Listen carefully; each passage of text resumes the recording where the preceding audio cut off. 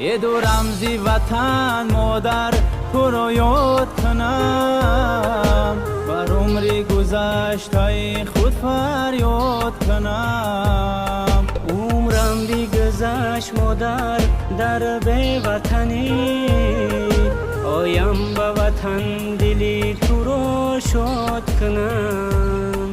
عمرم بگذشت مادر در بی وطنی، آیم به وطن دلی تو رو شاد کنم. مادر گریه مکن